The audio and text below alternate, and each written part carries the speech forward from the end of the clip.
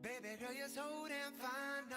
Wanna know if I can hit it from behind, though. I'm sipping on you like some fine wine.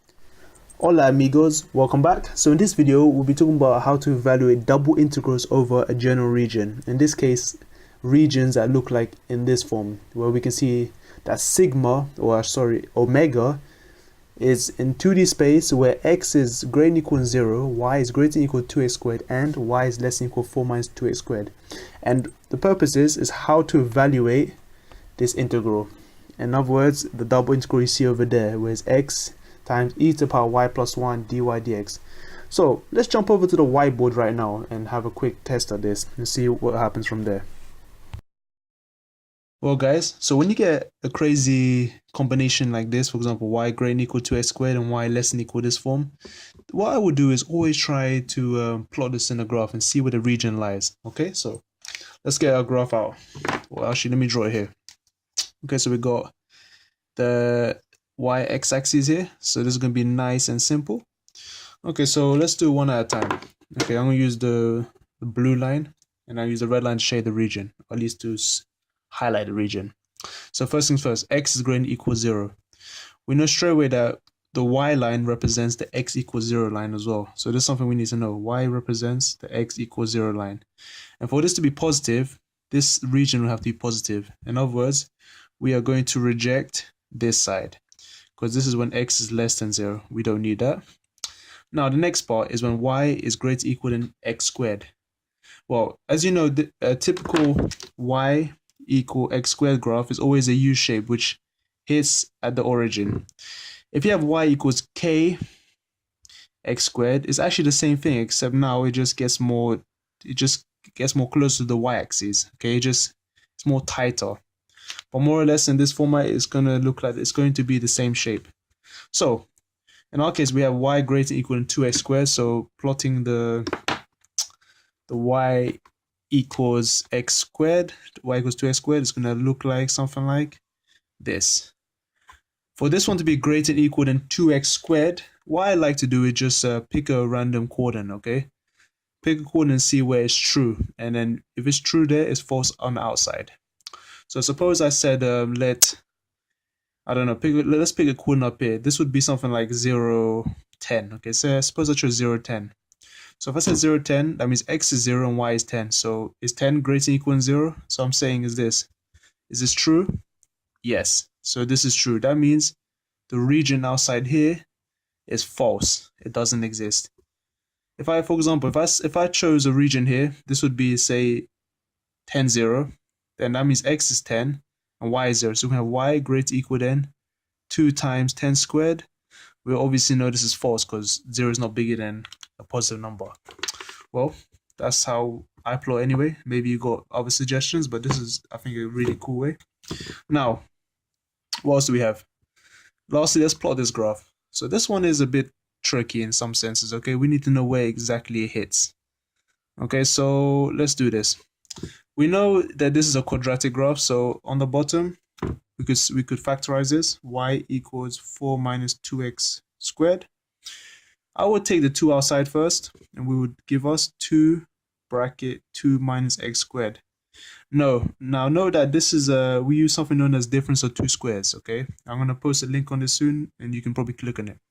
So to find the difference of two squares, we take the root of both sides and change it to a plus minus and put into 2 brackets. In other words, square root 2 is root 2 minus x, and then we do the same thing but the positive version. And that's it, difference of two squares. And this tells us immediately that y hits at root 2, and when x equals root 2, okay, so how do I do this? Sorry. So when y equals 0, for example, what happens? We know that this is obviously false, so that means x equals positive root 2, and x equals negative root 2. So this is where it hits on the x-axis. So it's going to hit somewhere here, and suppose somewhere here. And because it's a negative x squared, when you have a negative x squared format, negative kx squared, the shape of the graph is always a upside down u. If it's a positive x squared, it's always a u. Okay? So in this case, this graph would be upside down u. Now, notice one thing. Okay, so now, okay, first things first, let's get the region out now. So when is this true? Well, picking a random coordinate, let's just say, okay, let's just say at a point 0, 0. If you have 0, 0, what do we have? We have 0 less than equal 4.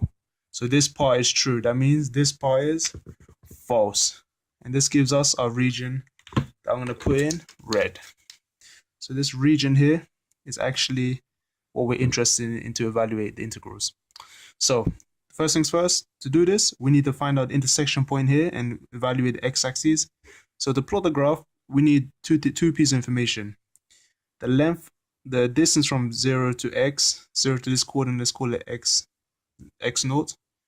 And the name of these equations. This will cover the y-axis, okay? So the integrals for the y, we're going to need the information of the graph. So this would be, for example, the function of fx, let's just say, call this x0, x1. This will be the function x0, and this will be the function of x1. Let's just call it for this name, okay? So when we integrate, we're going to integrate from this, from the lower value to the top. Again, this will be the high, this will be the larger part of the integral. So for example, this would be fx1 here and fx2 here. And this part would be x0, which we know is 0, and x1, dy dx, okay? So this part is kind of clear. So let's just evaluate now.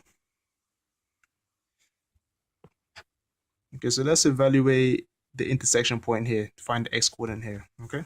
I'm just going to rub this part out, need some space. So this is really simply the intersection of two curves. Okay, our first curve governed by y equals 2x squared, and second y equals 4 minus 2x. So really we're just going to equate them together. And this is quite easy to solve. So equating these two graphs, we're going to have 2x squared equal 4 minus 2x squared. Plus in 2x squared, we're going to have 4x squared equal 4. Cancelling 4, we're going to have a 1 here, so x squared equals 1. And taking the square root is going to give us x equals plus minus 1. However, we're not interested in negative 1. This will be this one. We're only interested in positive 1.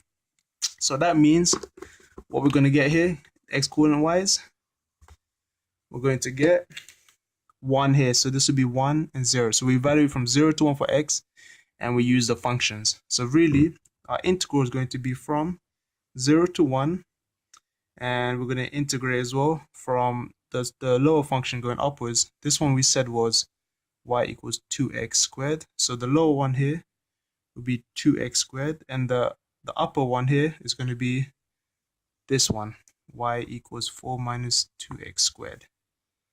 And now simply you just evaluate the integral, and that's it.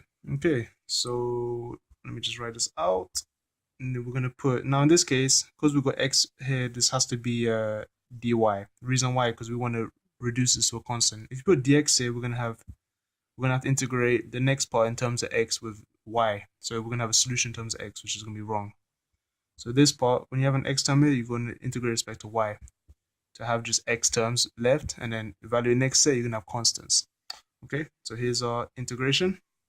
So now let's evaluate this, okay? I'm going to just flip the board now. Okay, so here we are. So we're going to integrate these terms, okay? So we're integrating first with respect to y. What do we get? Well, leaving the x integral outside, what we're going to have, so this respect to y is quite straightforward. It's just going to be e to power y, because there's no constants here and plus 1 can be ignored. It's like integrating with respect to 1. So this would just be x e y plus 1. And we're going to take the limits from y equal 2x squared and y equals 4 minus 2x squared dx. Okay, so this part we ignore. So from the inside part, what do we have? So replacing y with 4 minus 2x squared, and again y equals 2x squared, we're going to get x e 4 minus 2x squared plus 1, so big bracket actually, minus x e 2x squared plus 1, okay, dx. Okay, so now from here, can we simplify this? Well, probably we can, can't we? So this will be 1, 0, so this is quite tricky even for me. So we're going to get, factorizing the x outside, we're going to get x bracket this, we're going to have e to the power of 5 minus 2x squared minus e to the power of 2x squared plus 1 dx. Let's see. And that's really bad. So now we just have to integrate this using integration by parts. Okay, so I'm gonna, once again, we need more space for this one. Okay, so at this point, we, instead of using integration by parts, you'll probably notice you can use integration by substitution, because there's a 2x squared in term and an x on the bottom, and we know that a derivative of a 2x term, x squared term, will give us a term in terms of x. So instantly we use substitution. Don't bother using integration by parts, because if you think about it, you're going to get a really nasty equation, and we don't have time for that. So by using integration by substitution, let u equal 2x squared, then taking the derivative, du will give us 4x dx. And let's rearrange this to make it match the equation. So we should get an x dx. Rearranging will give us x dx equals du over 4. Now, let's go back on the whiteboard. Okay, so now all we're going to do is just substitute our variables in. Okay, so we said that x dx is going to be du over 4, so we're going to put that in a second.